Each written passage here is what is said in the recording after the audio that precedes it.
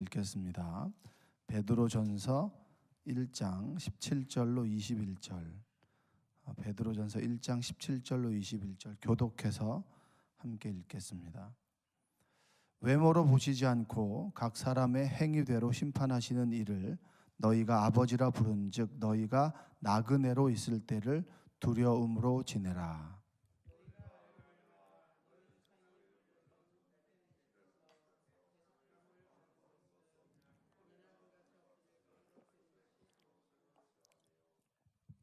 오직 흠없고 점없는 어린 양 같은 그리스도의 보배로운 피로 된 것이니라.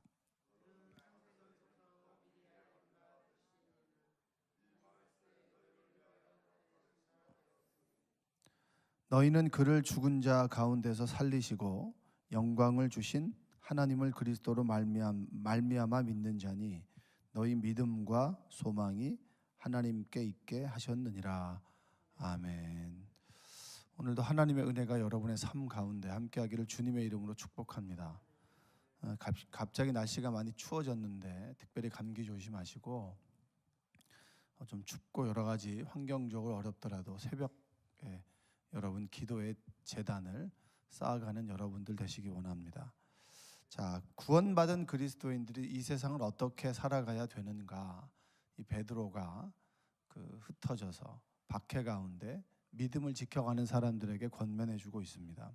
거룩하게 살아가라고 말합니다. 베드로가 거룩함이라고 하는 것은 구별된 것이죠. 이 세상 속에서 하나님의 통치를 따라 살아가는 사람들, 그러니까 세상의 법보다 우위에 있는 하나님의 법을 쫓아 살아가는 사람들, 하나님께 성령께서 우리 양심을 통해서 하나님의 말씀대로 따라가도록 우리에게 사소한 죄에 찔림을 주시고 그리고 끊임없이 가이드라인을 쳐주시고 그리고 그 말씀대로 구별되게 살아가라고 말씀하시는 것이 바로 이 세상 가운데 거룩한 사람들입니다.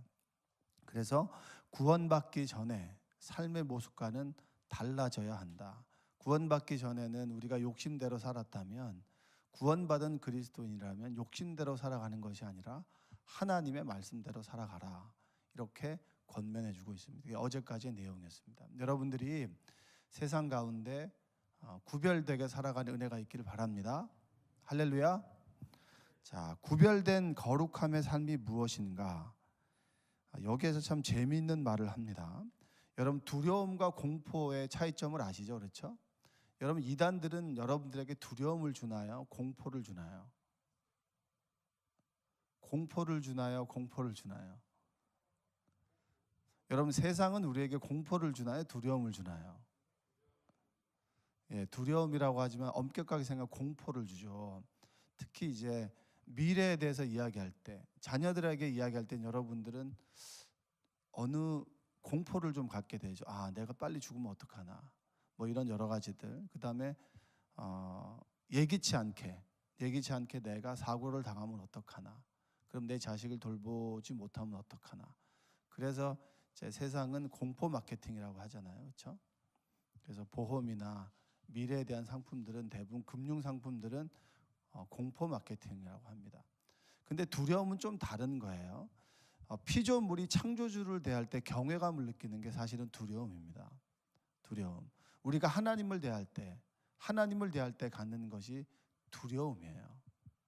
두렵고 떨리는 거죠. 그러니까 피조물이 창조주 앞에 서게 된다라고 했을 때 하나님의 심판대 앞에 선다고 했을 때 우리는 공포를 느낍니까? 두려움을 느낍니까? 세상이 주는 공포하고 개념이 다른 두려움을 갖게 됩니다. 베드로가 두려움을 가지라는 거예요. 이 세상을 살아갈 때 나그네로 살아가는 여러분들에게 권면합니다. 두려움을 가지십시오라고 얘기를 하는 거예요. 여러분 하루하루 살아갈 때 여러분의 선택이 마지막에 어떤 결과를 낳게 될 것인가 라고 하는 것을 늘 기억하고 상기하면서 두려움 속에 지내가는 여러분 되시기 바랍니다. 이 두려움은 떨어서 내가 하루의 삶을 정말 살아가지 못할 정도로 공포 가운데 있는 개념이 아니라 내가 오늘 하루 이 일을 했을 때, 이 말을 했을 때 이 말이 가장 마지막에는 어떤 결과를 낳게 될 것인가? 하나님께서 내가 한 말, 내가 한 선택에 대해서 어떻게 평가하실까라고 하는 것이 바로 두려움입니다. 그래서 오늘 17절의 말씀을 한번 읽어볼까요? 외모로 보시지 않고 각 사람의 행위대로 심판하시는 이를 너희가 아버지라 부른즉 너희가 나그네로 있을 때를 두려움으로 지내라. 여러분, 우리는 하나님 앞에 서게 됩니다. 예수 그리스도를 믿고 영접하고 우리의 삶이 달라지고 거듭남을 체험한 사람들은 천국과 지옥에 대한 심판은 없습니다. 그러나 분명한 것은 천국과 지옥에 대한 심판은 없을지라도 우리가 어떻게 살아왔는지, 어떤 행동을 했는지, 어떤 삶의 인격을 가지고 신앙의 인격을 가지고 살아왔는지에 대해서는 하나님 앞에 서게 됩니다. 그러면 낱낱이 직고하겠죠. 그리고 하나님께서는 우리의 마음의 딱 중심을 보시기 때문에 어떤 행동을 했는지, 내가 다른 사람에게 이야기하지 못하는 것도 하나님 앞에서는 만천하에 드러나게 되어 있습니다. 로마서 14장 10절과 12절의 말씀을 한번 읽어보겠습니다. 내가 어찌하여 내 형제를 비판하느냐? 어찌하여 내 형제를 업신여기느냐? 우리가 다 하나님의 심판대 앞에 서리라. 어디 앞에 선다 그러죠? 심판대 앞에 서게 된다고 합니다. 11절 기록되었으되 주께서 이르시되 내가 살았노니 모든 무릎이 내게 묻을 것이요 모든 혀가 하나님께 자백하리라 하였느니라. 이러므로 우리 각 사람이 자기 일을 하나님 앞에 짓고 하리라. 뭐라고 하죠? 하나님 앞에 무릎 꿇고 서게 되고 하나님 앞에 내가 한 거에 대해서 뭐 한다 그랬어요? 짓고 아뢰게 될 것이다. 여러분들이 예수님을 믿는다고 안 보이는 데서 홀로 있을 때, 그리고 자기가 좀 가졌다고 우쭐대고 한 행동들이 하나님 앞에 드러나나요? 드러나지 않나요? 그러니까 이게 두려움이에요. 내가 선택한 것에 대한 결과를 내가 하나님 앞에서 고해야 된다. 여러분, 세상이 두렵고 그리고 나의 선택이 어려운 것은 내가 한 선택에 대한 결과를 내가 책임져야 되잖아요. 그게 가장 두려운 거 아닙니까? 그래서 이것 살까 저것 살까부터 시작해서 내가 이걸 할까 저걸 할까, 우리 아이들의 진로를 어떻게 할까, 여기로 갈까 여기로 갈까를 늘 고민하며, 그리고 선택의 어려움을 호소하는 것은 그 선택에 대해서 결과를 내가 책임져야 되잖아요. 그렇기 때문에 여러분들이 기도하는 거 아닙니까? 똑같이 여러분들이 예수님을 믿는다고 하면서 한 행동은 하나님 앞에서 직고하게 됩니다. 드러나게 돼요. 그게 두려운 거예요.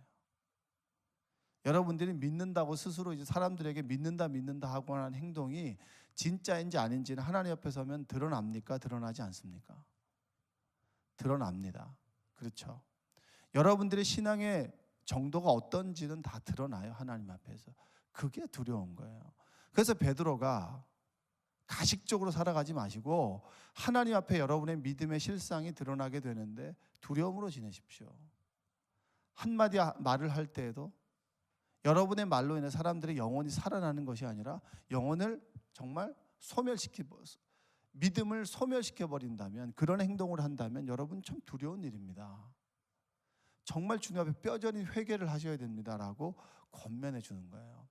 여러분이 날마다 새벽에 왔을 때 가장 먼저 성령께서 여러분들의 어제 했던 행동, 내가 어제 밤까지 했던 행동 가운데 하나님 앞에 불순종한 것을 떠올려 준다면 여러분 축복입니다.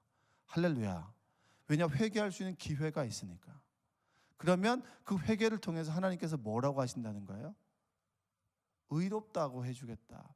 없었던 일로 해주겠다. 나는 있는 것이지만 모른 척 해주겠다라고 하나님께서 말씀해 주시는 거 아닙니까? 그게 복음 아닌가요? 내가 잘못했는데 하나님께서 그 일에 대해서 묻지 않겠다.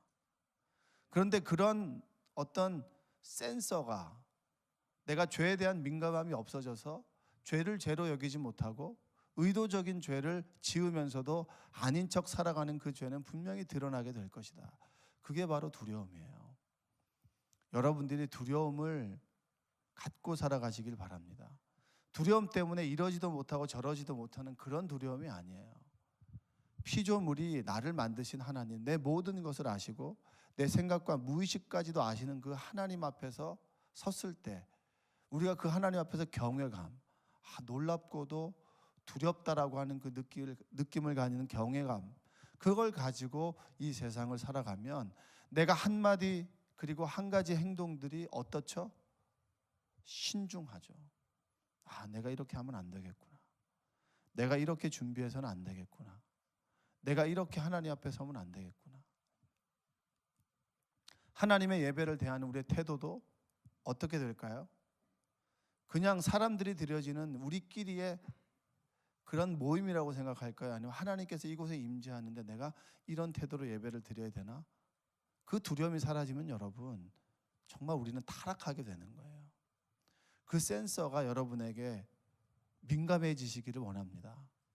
그 센서가 여러분들에게 민감해서 내 행동이, 내 말이, 그리고 우리가 드려지는 예배가 하나님 보시기에 부끄러운가 부끄럽지 않은가. 아벨과 가인의 예배처럼 하나님께서 받으시는 예배인가 받지 않으시는 예배인가. 받으시는지 받지 않으시는지는 몰라요. 그러나 하나님께서 받으시도록 두렵고 떨리는 마음으로 하나님께 서는 것, 그것이 우리가 하나님께 드려야 될 예배인 줄로 믿습니다. 여러분 그러한 예배를 드리는 여러분 되시기 원합니다. 늘 형식적으로 내가 드려왔기 때문에 오늘도 내일도 드린다. 물론 여러분 우리는 그럴 때가 있어요. 연약하기 때문에. 그러나 그 순간이라도 하나님께서 일깨워 주시는 말씀에 순종하여 하나님 제 예배를 받으시도록, 하나님께서 내 예배를 기뻐 받으시도록 마음을 다해 예배드리고 마음을 다해 여러분의 예배가 회복되시기를 주님의 이름으로 축복합니다. 그래서 나그네와 같이 여러분 두려움으로 지내라고 얘기를 합니다. 우리가 천국에 갔는데 어떤 글에 보니까 이런 얘기했어요. 우리가 천국에 딱 갔어요. 큰 트럭이 와요. 큰 트럭에 이제 짐이 산더미처럼 있어요. 그래서 그 짐을 트럭에서 짐을 다 내려놨습니다. 그 짐은 땅에서의 삶이죠. 이 땅에서 우리가 살아왔던 삶입니다. 참 열심히 했구나. 정말 얼만큼 열심히 했길래 이 트럭이 가득 찰 정도로 세상에서 열심히 살았는가, 이렇게 생각했습니다. 그래서 사람들이 이제 대단한 일을 많이 했구나라고 생각했는데 갑자기 주님께서 천사들과 함께 그 짐에 불을 붙였어요. 불을 붙였더니 그 짐이 홀라당 타버리고 죄밖에 남지 않았어요. 땅에서 칭송을 받을지언정 천국에서 받을 것은 없는 거예요. 이 땅에서 다 받아버리면 천국에서 또 받을 수는 없어요. 사람들에게 칭송받기 위해서 하는 행동들이 천국에서는 다 무용지물이 되는 거예요. 사람들이 때로 알아주지 않아도 주님께서 내 마음을 중심을 보시기 때문에 주님께서 알아주신다라는 믿음으로 그냥 묵묵하게 순종하게 하나님의 일을 감당한다면 우리는 참 복된 사람입니다. 그런데 내가 한 걸 사람들이 모를까 봐 노심초사하고 내가 했다고 그리고 일부러 흘리고 이런 거 하지 않으셔도 돼요. 주님께서는 다 아십니다. 사람들이 좀 모르면 어때요? 그냥 내가 주어진 작은 일에 순종하면 되는 거죠. 그래서 여러분들이 하나님의 일을 할 때는 사람들이 안 하는 일을 좀 하세요. 남들이 다 하는 일을 하지 마시고. 남들이 다 하는 일은 하늘에서 받을 칭찬이 없고 상급이 없습니다. 그러나 사람들이 모르는 일을 감당하면 그 일 속에서 내가 하나님을 집중하게 되고 하나님을 만나게 되고 사람들의 시선에 집중하지 않아도 되니까 정말 온전히 하나님을 예배하는 마음으로 그 일을 감당하면 하나님께서 우리가 하는 일들을 기뻐하신다라고 하는 겁니다. 사람들이 몰라도 그리고 사람들이 알지 못해도 그것에 보람을 느끼고 하나님은 아시겠지라고 하는 마음으로 하나님 주신 사명을 끝까지 감당하는 여러분 되시기를 주님의 이름으로 축복합니다. 아멘. 네. 여기 오시는 분들은 대부분 교회에서 사명 감당하시는 분들이죠? 아닙니까? 없으시면 감당하시고 그리고 하시는 일이면 끝까지 내가 주어진 임명받은 날부터 그리고 임명이 없어지는 그 날까지 끝까지 최선을 다하시고 또 그 다음은 하나님께 맡기시고 하나님 주신 사명 감당하시기 바랍니다. 그게 공동체를 세워나가시는 것이고 우리가 장수하는 비결이에요. 사명이 없으면 빨리 불러가셔요. 그러나 사명이 있으면 사명을 다할 때까지 하나님께서는 건강도 주시고 물질도 주시고 여러 가지를 함께 해주셔서 하나님의 일을 감당토록 해주십니다. 자, 18절 한번 읽어볼까요? 너희가 알거니와 너희 조상이 물려준 헛된 행실에서 대속함을 받은 것은 은이나 금같이 없어질 것으로 된 것이 아니요 오직 흠없고 점없는 어린 양 같은 그리스도의 보배로운 피로 된 것이니라. 자, 여러분, 우리는 고아와 같이 살아왔습니다. 고아와 같이 살아가다가 예수님께서 나를 위해 죽으셨어요. 여러분, 이것이 가슴 절절하게 깨달아지십니까? 예수님께서 나를 위해서 죽으셨다라고 하는 것이 가슴을 저미도록 이것이 깨달아지려면 나는 철저한 죄인이라고 하는 것이 가슴으로 깨달아져야 돼요. 여러분이 겉으로는 번지르해 보이는 모습, 겉으로 내가 뭐 배우는 거, 가지는 거, 그 다음에 보여지는 외모, 이거 말고 여러분이 원래 그 초라하다고 느껴질 때 그 모습이 여러분의 본 모습이에요. 그런 나를 위해서 누가 나를 위해 죽었다라고 하는 것만큼 여러분 복음은 없어요. 그것을 잊어버리는 그 순간에 우리는 타락하게 됩니다. 예수님께서 나를 위해서 죽으셨다라고 하는 것의 감동은 내가 정말 예수님의 그 대속적인 죽음을 받을 자격이 없는 것에 위에 하나님의 죽으심이 있는 거예요. 내가 정말 하나님의 사랑을 받을 자격이 없다라고 하는 철저한 나의 자각, 나의 모습에 대한 자각 위에 하나님께서 예수 그리스도를 이 땅에 보내셔서 나를 위해서 죽으셨다. 그 죽음이 나에게 대속적인 구원이 되었다라고 하는 것을 잊어버린다면 우리 이 세상 속에서 타락하며 살아가는 겁니다.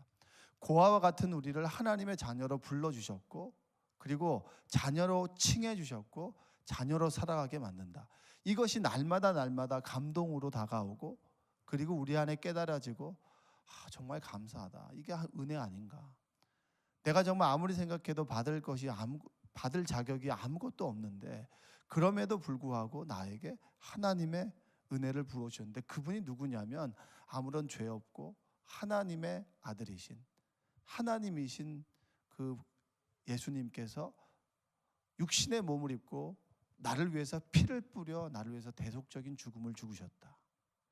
여러분, 그것이 얼마나 감동적입니까? 이게 복음 아닙니까?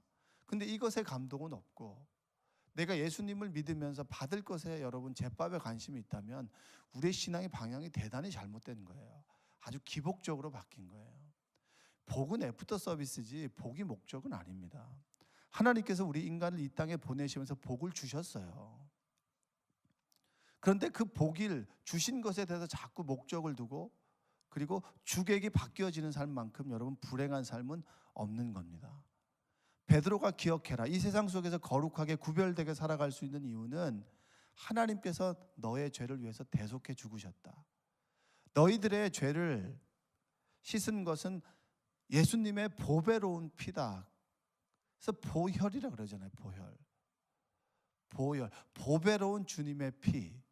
그 피가 우리의 죄를 사해 주셨고 그리고 그러므로 인해서 우리가 세상 가운데 구별된 삶을 살아갈 수 있다.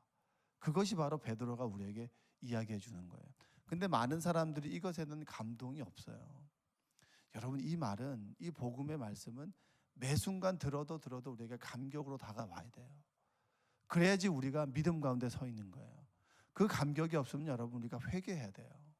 하나님과 우리의 관계가 멀어졌기 때문입니다. 우리의 관심이 주님의 십자가에 있는 것이 아니라 다른 것에 있기 때문입니다.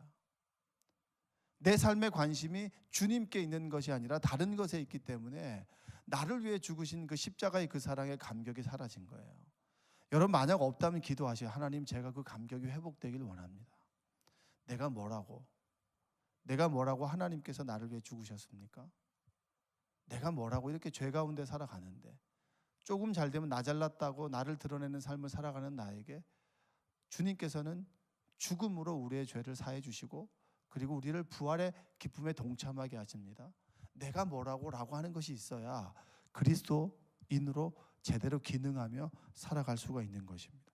여러분들이 그것을 깨닫는 은혜가 있기를 주님의 이름으로 축복합니다. 우리가 21절 한번 다시 읽어볼까요? 21절. 너희는 그를 죽은 자 가운데서 살리시고 영광을 주신 하나님을 그리스도로 말미암아 믿는 자니 너희 믿음과 소망이 하나님께 있게 하셨느니라.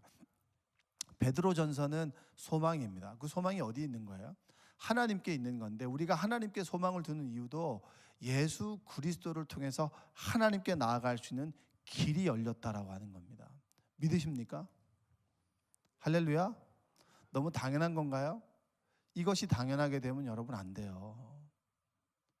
더 예민해지고 더 섬세해지고, 그리고 그 은혜에 대해서 더 민감하게 반응하셔야 돼요. 그냥 살아가는 것이 그냥 주어지니까 살아가는 거, 그게 아니에요. 하나님의 은혜로 살아가는 겁니다. 그 은혜의 포지션, 내가 정확하게 서 있는 그 자리를 잃어버리는 그 순간부터 우리는 타락하게 됩니다. 타락. 여러분들이 나를 위해 죽으셨던 그 예수님의 그 사랑, 성탄절이 의미가 있는 것은 그 은혜의 깊이가 있기 때문에 그 성탄이 의미가 있는 거예요. 거리마다 오고 가는 많은 사람들, 그 노래가 우리에게 감성을 자극하는 것이 아니라 그 알맹이, 예수님께서 나를 위해서 죽으셨는데 그분이 태어나신 날이기 때문에 기쁘고 감사하는 겁니다. 여러분들이 구원의 복음, 내가 예수님의 보혈로 내가 구원함을 얻은 하나님의 백성이구나. 참 볼품없는 사람이었는데 용됐다. 이거 아닙니까 이거? 그러니까 그 전의 모습을 잃어버렸는데 어떻게 용된 모습만 기억하면 괜히 갑질이나 하고 그러죠. 내 본 포지션을 정확하게 기억하셔야 돼요. 하나님께서 주신 지위에 의해서 우리가 자존감이 달라지긴 했지만 원래 하나님 없는 내 모습은 여기입니다. 이것을 늘 잊고 기억해야 우리가 주님의 은혜 가운데 살아갈 수가 있는 겁니다. 여러분들이 주님의 보혈, 주님께서 나를 위해서 십자가에서 죽으셨다. 내가 뭐라고? 이것이 늘 깨달아지고 기억되고 가슴 절절하게 북받쳐 오르는 그 감동이 회복되시기를 주님의 이름으로 축복합니다. 오늘 수요 예배에도 여러분 나오셔서 함께 기도하십시오. 연말을 준비할 때 여러분 정말 세상에 휩쓸리지 마시고, 그리고 마음을 지켜나가기 위해서 예배 가운데 기도하시고, 삶의 중요한 문제들 가운데 하나님께 부르짖음을 하나님께 응답받으시고, 2019년을 기도로 준비하시고 2018년을 예배 가운데 마무리하는 여러분 되시기를 주님의 이름으로 축복합니다. 사랑과 은혜가 풍성하신 아버지 하나님 감사합니다. 오늘도 주님께서 우리를 불러주셨습니다. 기도 가운데 주님을 만나길 원합니다. 내 마음이 뜨거워지길 원합니다. 주님께 세례를 받으실 때 성령께서 비둘기같이 내리셨듯이 비둘기같이 성령의 충만한 은혜가 임하길 원합니다. 마가의 다락방에 부르짖으며 간구했을 때 불같이 임했던 성령의 역사가 임하길 원합니다. 불의 혀가 갈라지듯이 성령이 우리 머리 위에 그리고 우리 영혼 가운데 임했듯이 성령의 충만한 은혜가 임하길 원합니다. 성령으로 취해 세상을 살아가기 원합니다. 세상의 취해, 술의 취해, 돈의 취해, 명예의 취해, 권력의 취해, 내가 얻을 그 부의 취해 살아가는 어리석은 인생들 되지 않도록 해주시고, 주님께서 나를 부르셨던 그 자리로 돌아가 그 자리에서 주님을 만났을 때 감격이 온전히 회복되도록 주여 도와주옵소서. 예수님의 이름으로 기도합니다.